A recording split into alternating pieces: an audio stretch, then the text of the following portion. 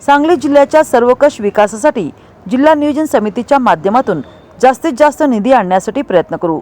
कृषी, शिक्षण, आरोग्य, ग्रामविकास, नगरविकास, पर्यटन विकास, वीज पुरवठा अशा सर्वच क्षेत्रांसाठी वाढीव निधी मिळवण्यासाठी प्रयत्न करू। सर्व शासकीय अधिकाऱ्यांनी लोकप्रतिनिधींसोबत परस्पर समन्वय ठेवून आणि जिल्ह्याच्या विकासासाठी कामकाज करावे, असे प्रतिपादन राज्याचे उच्च आणि तंत्र शिक्षण संसदीय कार्यमंत्री तथा जिल्ह्याचे पालकमंत्री चंद्रकांत पाटील यांनी आज येथे केले।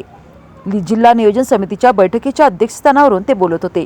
या बैठकीत सन 2026 आणि 27 साठी जिल्हा वार्षिक योजना, सर्वसाधारण, अनुसूचित जाती घटक कार्यक्रम तसेच आदिवासी घटक कार्यक्रम मिळून 206 कोटी रुपयांच्या अतिरिक्त मागणीसह एकूण 751 कोटी 8 लाख रुपयांच्या प्रारूप आराखड्यास मान्यता देण्यात आली। हा आराखडा मान्यतेसाठी दिनांक 12 फेब्रुवारी रोजी होणाऱ्या राज्यस्तरीय समितीच्या बैठकीत सादर करण्यात येणार आहे।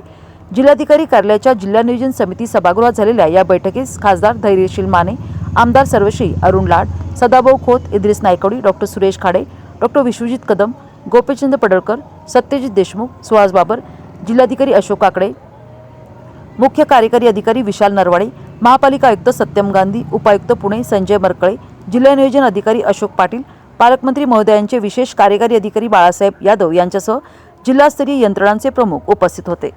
बजेट लगेच असल्यामुळे स्वतःकडे घेऊन एक टाइम टेबल दिलं। त्यात आज सगळ्या जिल्ह्यांनी त्यांच्या आदल्या वर्षीच्या नियोजन बैठका पूर्ण करून घ्यायच्या।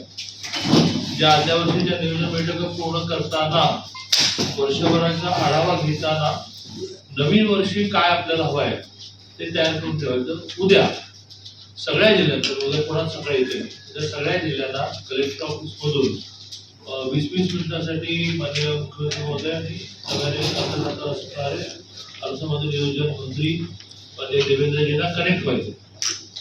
याच हॉलमध्ये आम्ही कनेक्ट होऊ आणि त्याच्यामध्ये आज झालेल्या नियोजनाच्या बैठकीमध्ये पुढच्या वर्षासाठी काय मागणी केली आहे ती त्यांच्यापुढे मांडायची आहे। तशी एक गेल्या वर्षीचा आढावा घेणारी आणि नवीन वर्षाची मागणी आपल्याला काय करायची असं एकमत करणारी बैठक झाली।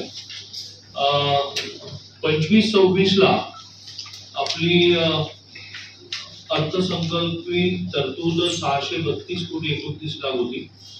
प्रशासकीय मान्यता 557 कोटी 28 लाखाच्या झाल्या।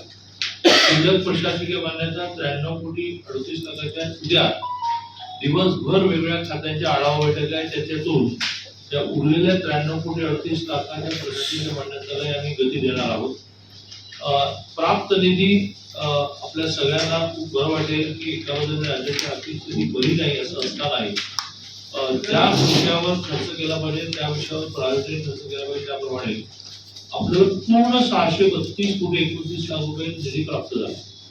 वितरित निधी 122 कोटी 21 लाखाचं कारण असं की 3 महिने टेंडर निघणं, वर्क ऑर्डर निघणं, कामं होणं, बिल रेस करणं असं झालेलंच नाही, पण आपल्याकडे पैसे आता आले आणि 31 मार्च पर्यंत जे जे बिल रेस करतील त्याची पेमेंट होती। एक आहे ती आपली तशी चांगली आहे 81.92%। आता ह्या आधारे आपण पुढच्या वर्षी जे मागतो की पुढच्या वर्षी जे आपण मागतो जिल्हा वार्षिक योजनेमध्ये आपण 206 कोटी आणखी मागतो, लॉजिकल मागतो, वेळेवारी मागतो आणि ती 663 कोटी 80 लाख करा असं म्हणतो।